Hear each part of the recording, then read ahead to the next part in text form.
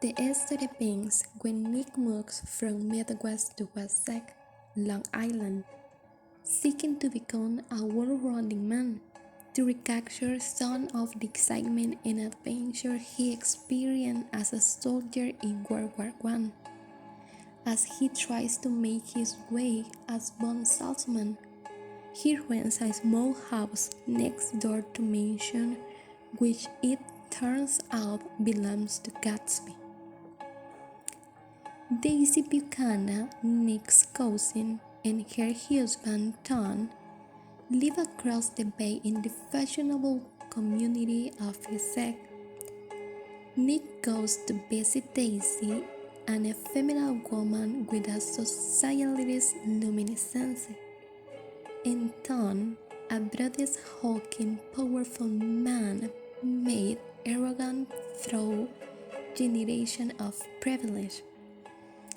And there he met Jordan Baker, the professional golfer and girlhood friend of Daisy's.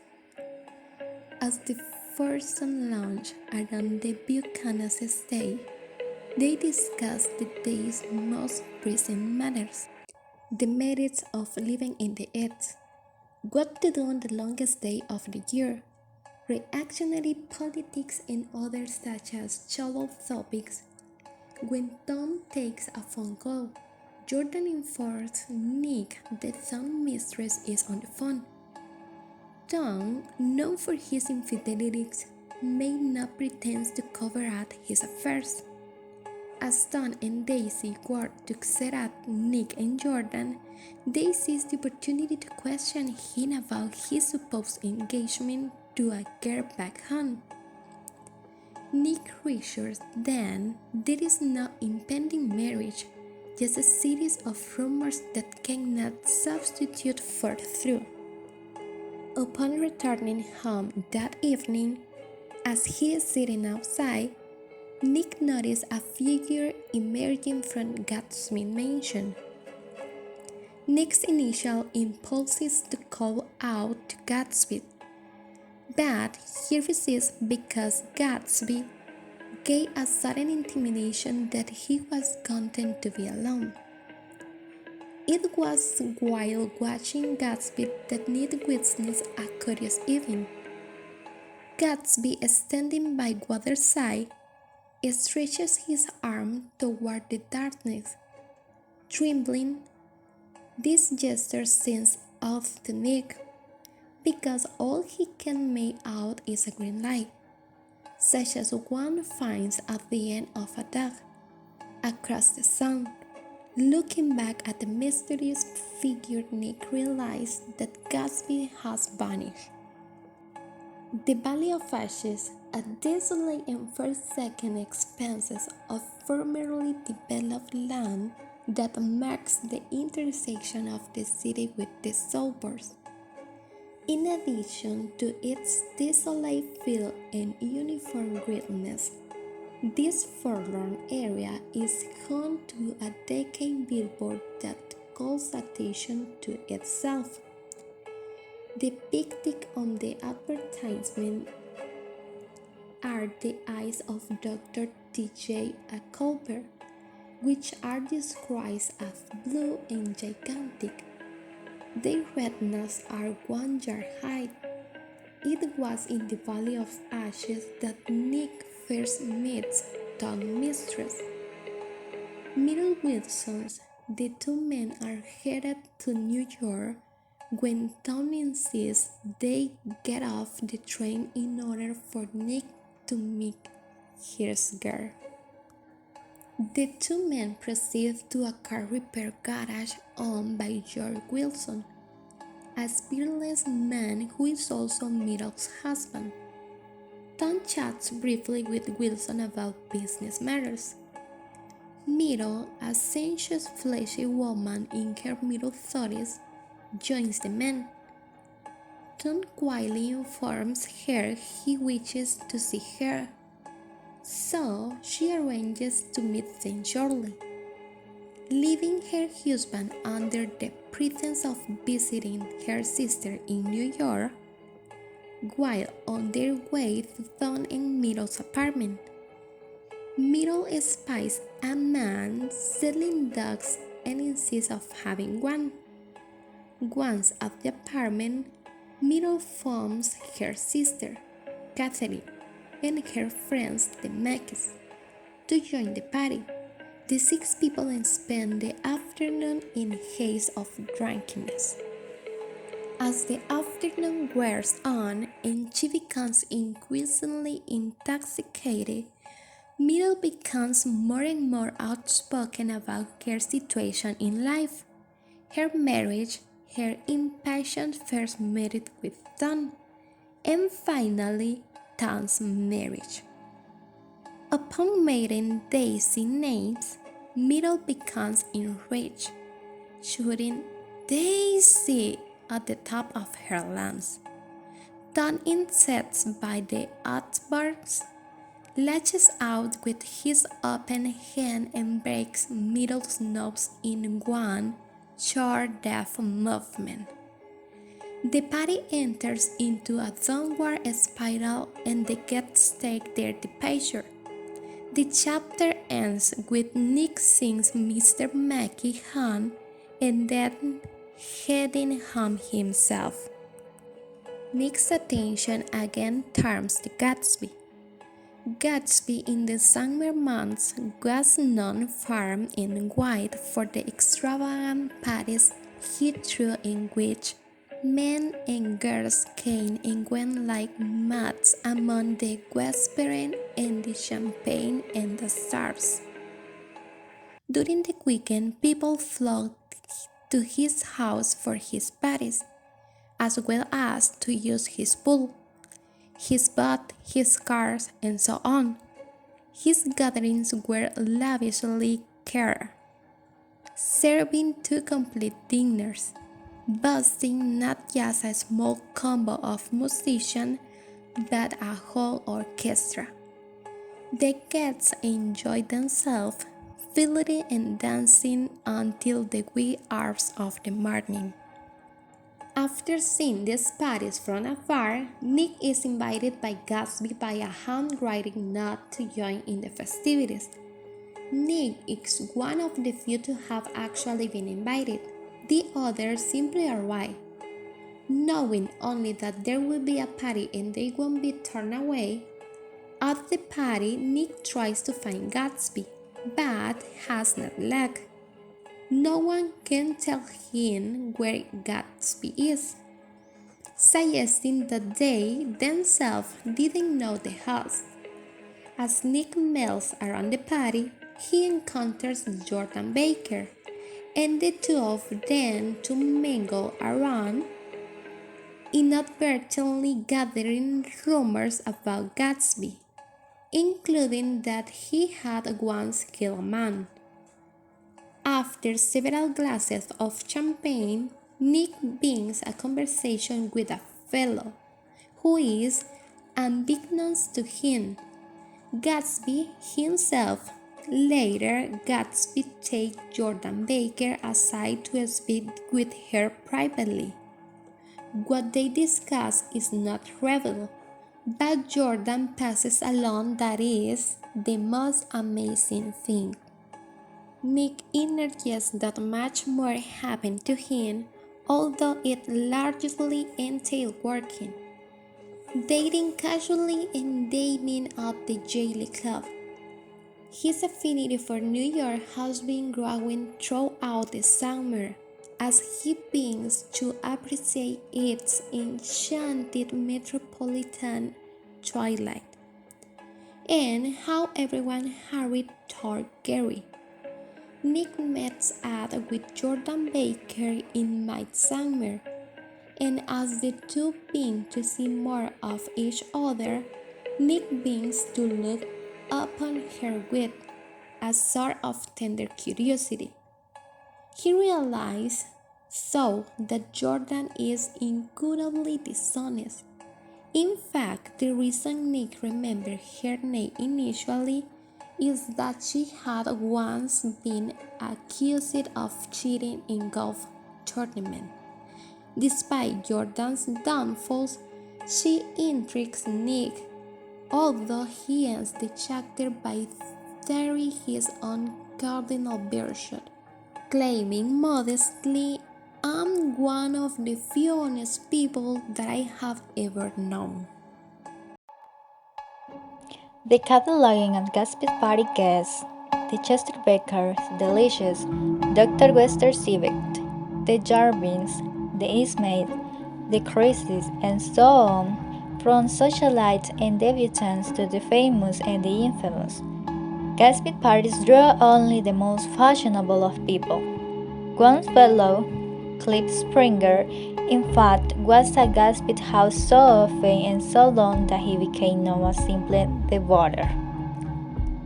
One late July morning, Gatsby arrives at Nick's and announces they are having lunch that day in New York. During the disconcerting ride to the city, Gatsby attempts to clear the record about his past so that Nick wouldn't get a wrong idea by listening to the rumors. Nick is suspicious. However, when he heard Gatsby reveal that he was born into a wealthy Midwest family in San Francisco and educated at Oxford, a family tradition, after turning idiot. Gatsby served as a major in the military where he tried very hard to die, but in his own words, seemed to bear an enchanted life. As in testament to the disclosure, Gatsby is pulled over for speeding, but it is let go after producing a card from the police commissioner, from whom Gatsby had once done a favor. In New York, two important things happened to Nick. First, at lunch Nick met Mayor Goldstein, a professional gambler and the man rumored to have fixed the 1919 World Series. Goldstein is Gatsby linked to organized crime, and there is an intimation that Gatsby may be able to fix Nick up with Goldstein in an undisclosed venture. The second memorable thing which happened to Nick comes through Jordan Baker. She recounts how one morning in 1917 she met Daisy, an unknown admirer, a military officer who watched Daisy in a way that every young girl wants to be looked at. His name, Great Gatsby. Daisy's family didn't approve of the match, and so she eventually turned her attention away from Gatsby and to Tom Buchanan. One day before the wedding, Daisy reconsidered her action, but after a drunken cry, she thought better of her situation and married Tom. The following April, Daisy gave birth to a daughter. Jordan continues, noting what Gatsby told her on the night of the party. Apparently, it was not coincidence that brought him to West Ed. He purposefully selected his house so that the house of his lost love would be just across the bay. Jordan then realized Gatsby's request that Nick invite Daisy over some afternoon so he can arrange to come by and see her, as if by an accident. So she is to know nothing about the intended reunion with her former lover. It is all supposed to be a surprise. When Nick returns home to West Ed that evening, he finds Gatsby's house leaped to the bottom with no party in sight, and Gatsby walking over to see him. Nick assures Gatsby that he will phone Daisy the next day and invite her to tea. Gatsby, knowing Nick doesn't make much money, offers to arrange for him to pick up a nice bit of money. Nick, however, declines.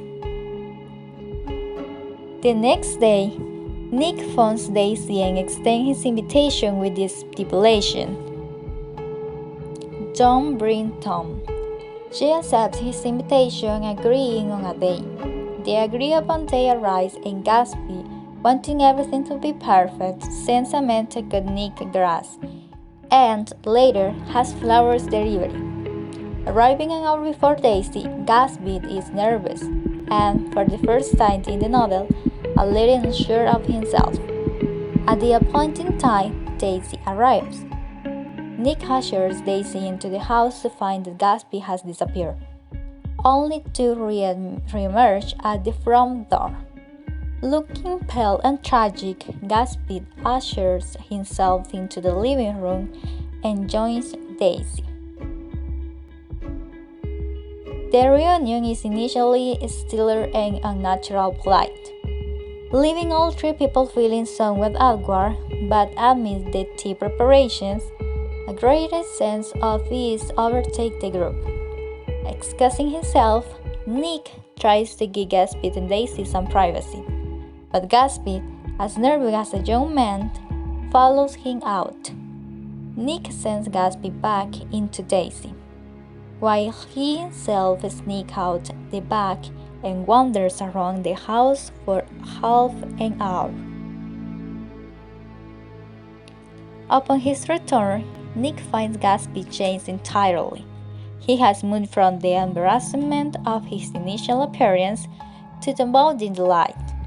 Radiating a newfound sense of well-being, Daisy, too, reflects an unexpected joy through her voice. At Gatsby's request, the three move from Nick's little house to Gatsby's mansion. Daisy, just as Gatsby has intended, is delighted by the magnificence of the estate. Together, they wander from room to room, each one tastefully and carefully decorated to create a particular ambience. Along the way, they met Klingsplinger, the boarder, who was busy doing exercise as if he hadn't a care in the world. At the house, Gatsby passes into yet a third phase, wonder at Daisy present in his house. Daisy, at seeing Gatsby's array of shares, buries her head in the weeping of their beauty. By the end of the afternoon, Gatsby has shown Daisy all the material stability he possesses. Yet, Nick hints that perhaps they an error suspicious as a reporter comes to Gatsby asking him if he had anything to say. The myth of Gatsby was becoming so great by summer's end that he was rumored to be embroiling a variety of plots and scenes, inventions that provided a source of satisfaction to Gatsby, who was originally christened Gaines Gast and hails from North Dakota. Nick fills the reader in on Gatsby's real background, which is in sharp contrast to the fabricated antecedents Gatsby told Nick during their drive to New York. Jane Gast became Jay Gatsby on the fateful day when, on the shores of Lake Superior, he saw Dan Cody driving car on his yacht. Prior to that time, Gatsby spent part of his young adulthood roaming parts of Minnesota, shaping the aspect of the person he will assume. Nick suspects he has the name ready prior to meeting Cody, but it was Cody who gave Gatsby the opportunity to join the fiction that would define his life. Cody, 50 years old with a penchant for women, took Gatsby under his wing and prepared him for the jarring life. And they embarked for the West Indies and the Barbary Coast. During their 5 years together, Cody and Gatsby went around the continent 3 times. In the end, Cody was mysteriously undone by his lady love. After many weeks of not seeing Gatsby, largely because Nick was too busy spending time with Jordan, Nick goes to visit. Shortly after his arrival, Tom Buchanan and 2 others out for a horseback ride showed up for a drink. After exchanging social small talk wherein Gatsby is invited to dine with the group, the 3 riders abruptly leave without him. so taken aback that he accepted what they deemed to be partly rhetorical invitation. Tom, apparently concerned with Daisy's recent activities, accompanies her to one of Gatsby's parties.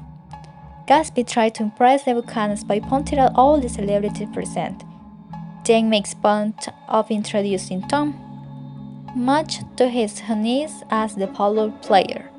Gatsby Daisy dance, marking the only time Gatsby really gets involved with one of his own parties.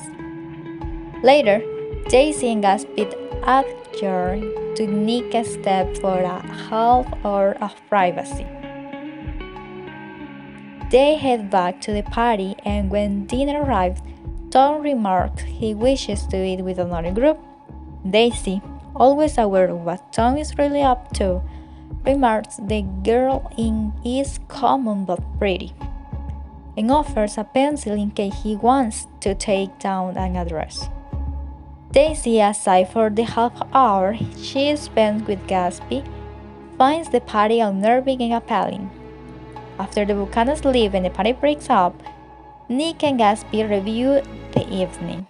Gatsby, fearing Daisy didn't have a good time, worries about her. When Nick cautions Gatsby that you can't repeat the past, Gatsby idealistically answers, "Why, of course you can." Words that strike Nick softly because of their appalling sentimentality, which both delights and disgusts him.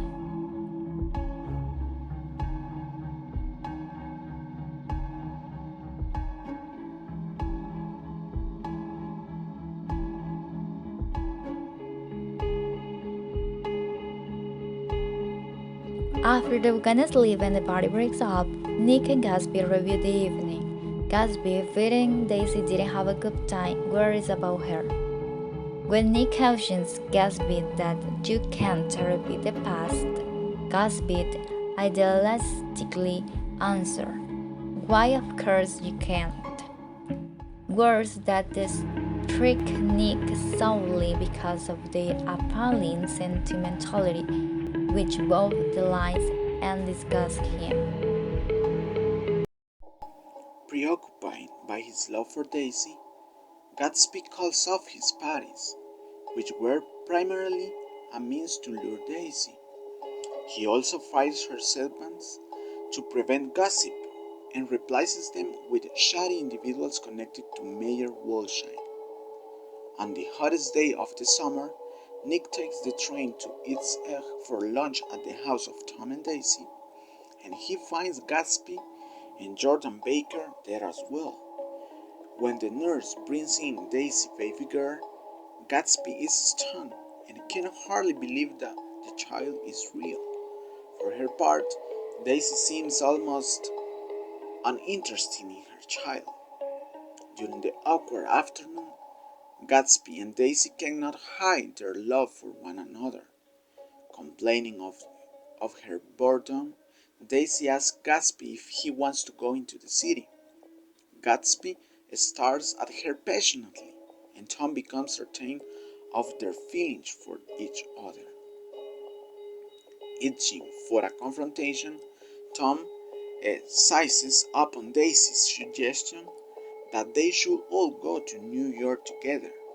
Nick rides with Jordan and Tom in Gatsby's car, and Gatsby and Daisy ride together in Tom's car. Stopping for a gas at Wilson's garage, Nick, Tom, and Jordan learn that Wilson has discovered his wife's infidelity, though not the identity of her lover, and plans to move her to the West. Under the brooding eyes of Dr. T.J. Ecklenburg, Nick perceives that Tom and Wilson are in the same position. In the oppressive New York City heat, the group decides to take a suite at the Plaza Hotel. Tom initiates his planned confrontation with Gatsby by mocking his habit of calling people old sport He accuses Gatsby of lying about having attended Oxford, and Gatsby responds that he did attend Oxford for 5 months in an army program following the war. Tom asks Gatsby about his intention for Daisy, and Gatsby replies that Daisy loves him, not Tom. And Tom claims that he and Daisy have a history that Gatsby could not possibly understand. He then accuses Gatsby of running a bootlegging operation. Daisy, in love with Gatsby early in the afternoon, feels herself moving closer and closer to Tom, and she observes the quarrel.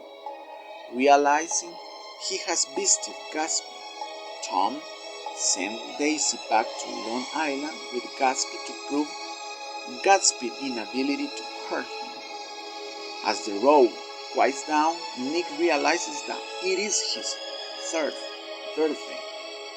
Driving back to Long Island, Nick, Tom, and Jordan discover a frightening scene of the border of the Valley of Ashes. Someone has been fatally hit by a car. Michaelis, a great man who runs the restaurant next to Wilson's garage, tells them that Myrtle was the victim. A car coming from New York City struck her, paused, and then sped away. Nick realizes that Myrtle must have been hit by Gatsby and Daisy, driving back from the city in Gatsby's yellow car. Tom thinks that Wilson will remember the yellow car from that afternoon. He also assumes that Gatsby was the driver. Back at Tom's house, Nick waits outside and finds Gatsby hiding in the bushes. Gatsby says that he has been waiting there in order to make sure that Tom did not hurt Daisy, and he tells Nick that Daisy was driving when the car struck Myrtle, but that he himself will take the blame. Still worried about Daisy, Gatsby sends Nick to check on her. Nick finds Tom and Daisy eating cool fried chicken and talking, and they have reconciled their difference, and Nick leaves Gatsby standing alone in the moonlight. After the day's traumatic events, Nick passes a sleepless night. Before dawn, he rises restlessly and goes to visit Gatsby and his manager. Gatsby tells him that he waited at Daisy's until 4 o'clock in the morning and that nothing happened. Tom didn't try to hurt her, and Daisy did not come outside. Nick suggests that Gatsby forget about Daisy and leave Long Island, but Gatsby refuses to consider leaving Daisy behind. Gatsby, melancholic, tells Nick about courting Daisy in Louisville in 1917. He says that he loved her for her youth and vitality and idolized her social position, wealth, and popularity. He adds that she was the first girl to whom he ever felt close, and that he lied about his background to make her believe that he was worthy of her. Eventually, he continues, and he and Daisy made love, and he felt as though he had married her. She promised to wait for him when he left for the war, but then she married Tom, whose social position was solid and who had the approval of her parents. Gatsby Gardner interrupts the story to tell Gatsby that he plans to join the pool. The previous day was the hottest of the summer, but autumn is in the air this morning, and the gardener worries that falling leaves will clog the pool drains. Gatsby tells the gardener to wait a day. He has never used the pool, he says, and wants to go for a swim. Nick has stayed so long talking to Gatsby that he's very late for work. He finally says goodbye to Gatsby and he walks away. He returns back and shouts that Gatsby is worth more than the Buchanans and all of their friends. Nick goes to his office, but he feels too distracted to work and even refuses to meet Jordan Bacon for a date. The focus of his narrative then shifts to relate to the reader what happened at the garage after Myrtle was killed, the details of which Nick learns from Michaelis.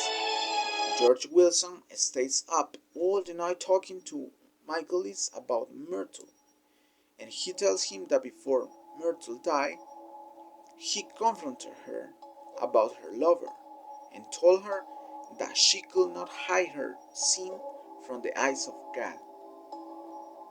The morning after the accident, the eyes of Dr. T.J. Ellenburg, illuminated by the dawn, overwhelms Wilson. He believes they are the eyes of God and leaps to the conclusion that whoever was driving the car that killed Myrtle must have been her lover. Wilson decides that God demands revenge and leaves to track down the owner of the car. Wilson looks for Tom because he knows that Tom is familiar with the car's owner. He saw Tom driving the car earlier that day, but he knows Tom couldn't have been the driver since Tom arrived after the accident in a different car with Nick Jordan. Wilson eventually goes to Gatsby's house where he finds Gatsby lying on an air mattress in the pool, floating in the water and looking up at the sky. Wilson shoots Gatsby, killing him instantly, then shoots himself.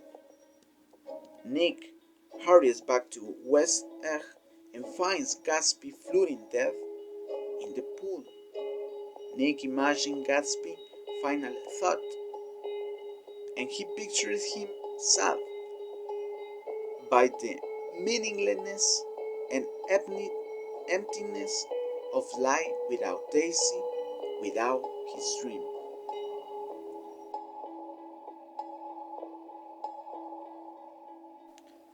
Writing 2 years after Gatsby's death, Nick describes the events that surrounded the funeral. Swarms of reporters, journalists, and gossip-mongers descend on the mansion in the aftermath of the murder. While untrue stories, more exaggerated than the rumors about Gatsby when he was throwing his parties, circulate about the nature of Gatsby's relationship to Myrtle and Wilson. Feeling that Gatsby wouldn't want to go through a funeral alone, Nick tries to hold a large funeral for him, but all of Gatsby's friends have disappeared. Tom and Daisy, for instance, move away with no forwarding address, or refuse to come, like Mayor Wolsheim and Klipspringer. The only people to attend the funeral are Nick, a few servants, a Gatsby father, Henry Gast, who has come all the way to Minnesota. Henry Gast is proud of his son and saves a picture of his house, and also fills Nick in a Gatsby early life, showing him a book in which John Gatsby had written a schedule for self-improvement. Sick of the East and his empty values, Nick decides to move back to Memphis. He breaks off his relationship with Jordan, who suddenly claims that she has become engaged to another man. Just before he leaves, Nick encounters Tom in New York City. Nick initially refuses to shake Tom's hand, but eventually accepts. Tom tells him that he was the one who told Wilson and that Gatsby owned the car that killed Myrtle. and describes how greatly he suffered when he had to give up the apartment he kept in the city for his affair. He says that Gatsby deserved to die. Nick comes to the conclusion that Tom and Daisy are careless people and that they destroy people and things, knowing that their money will shield them from ever having to face any negative consequences. Nick musses that in some days the history is a story of the West, even though he has taken place on the East Coast. Nick, Jordan, Tom, and Daisy are all from West, and Nick believes that the reaction of each, himself included, to living the fast-paced, looting lifestyle of the East has shaped his of her behavior. Nick remembers life in the Midwest, full of snow, trains, and Christmas parties, and thinks that the East seems bad by comparison.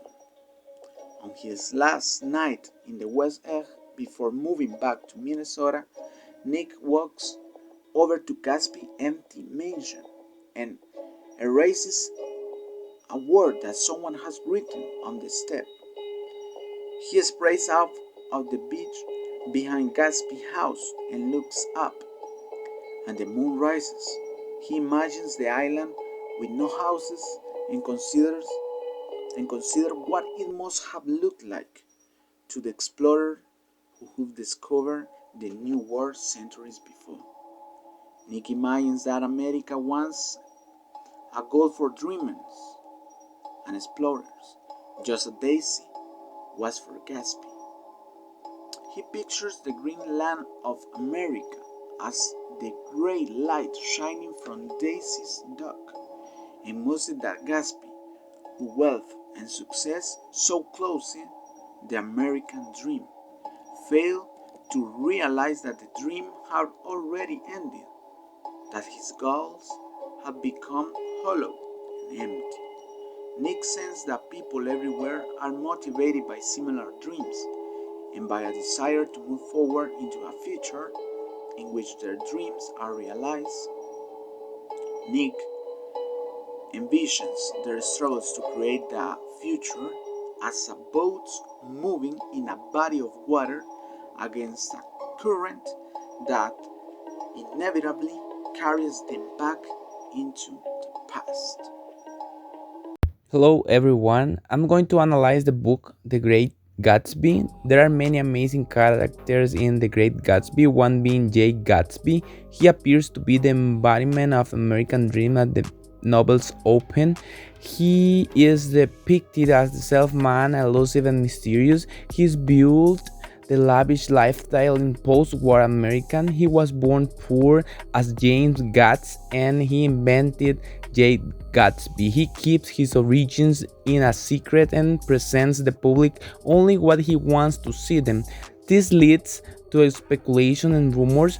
The entire focus is on building his wealth, power, and prestige in an attempt to make himself worthy of Daisy Gatsby's dream, like the identity he created are hollow and fleeting, eventually leading to his downfall. He represents the best and the worst of the American dream. Without foundation, the dream is a light in a distance. Gatsby's downfall can be read as a critique of reckless indulgence in pursuit of that dream. Now, Nick Carraway. He is the novel's narrator. He is bright, insightful, and he decides to move to New York from the Midwest.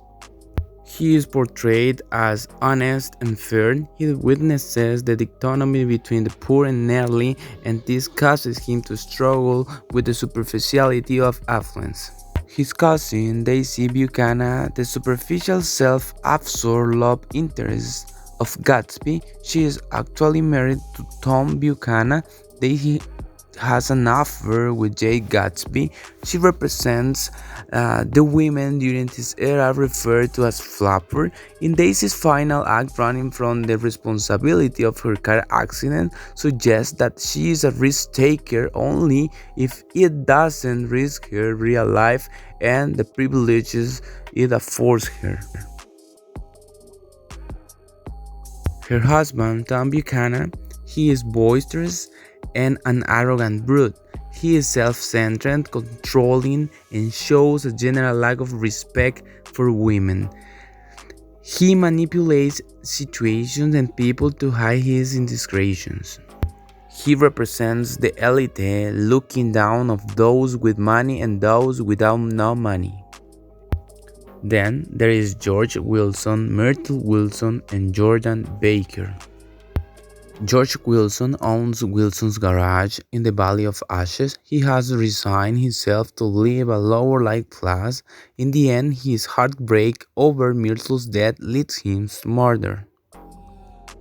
Myrtle Wilson, George's wife, is having an affair with Tom. She wants to escape her low social status for a better life and dislike her husband for being poor. Finally, there is Jordan Baker, Daisy's friend from childhood and a wealthy professional golfer. She represents modern woman and ignores social convention.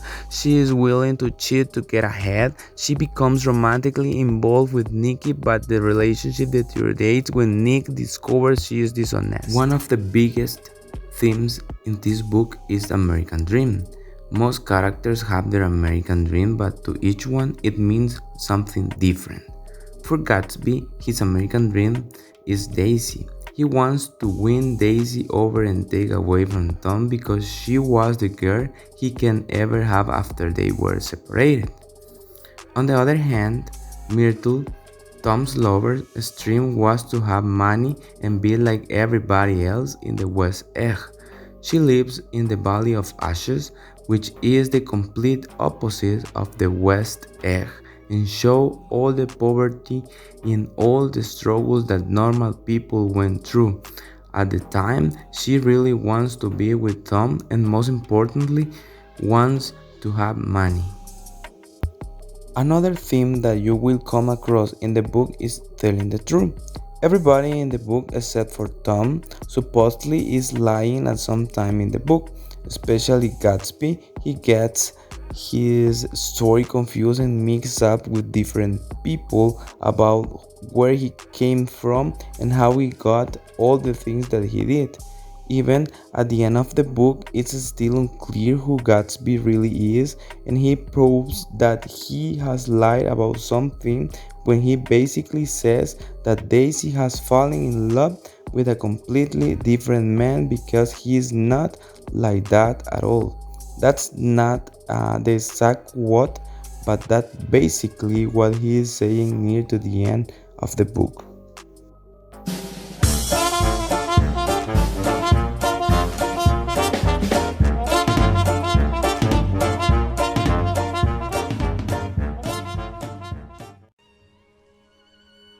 Gatsby believed in the green light, the orgastic future that year by year recedes before us. It eluded us then, but that's no matter. Tomorrow we will run faster, stretch out our arms farther, and one fine morning. The green light symbolizes go. Gatsby wants to go to get Daisy and go chase the American dream. Throughout the novel, Daisy is surrounded by white to symbolize her innocence in Gatsby's eyes.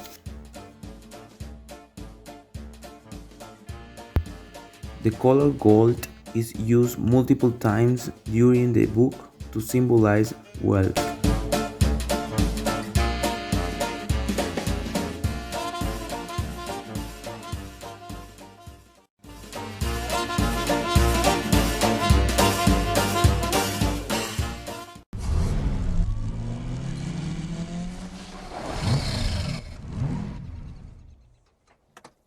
It's pretty, isn't it, old sport? Haven't you ever seen it before? It's all a custom job. Supercharged engine. Get dressed. We're going to lunch. The color gray is used to describe the valley of ashes to symbolize sadness and lifelessness of people who live there.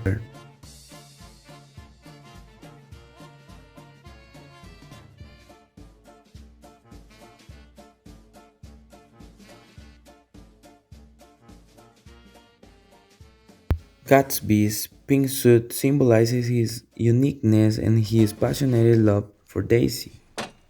Daisy, can't you see who this guy is? With his house, and his parties, and his fancy clothes.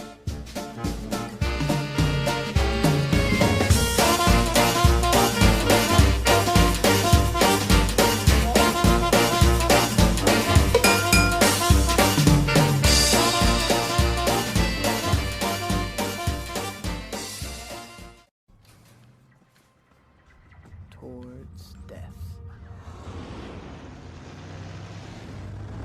Don't you lie to me! Hey, where'd you get these from? You might fool me, but you don't fool God! God sees everything!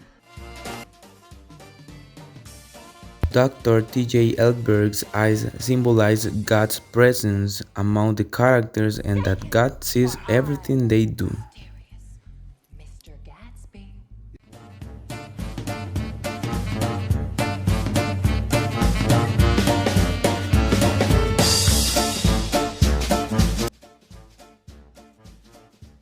The library symbolizes Gatsby's image and that soon it will be a collapse. This house and everything in it are all part of an elaborate disguise.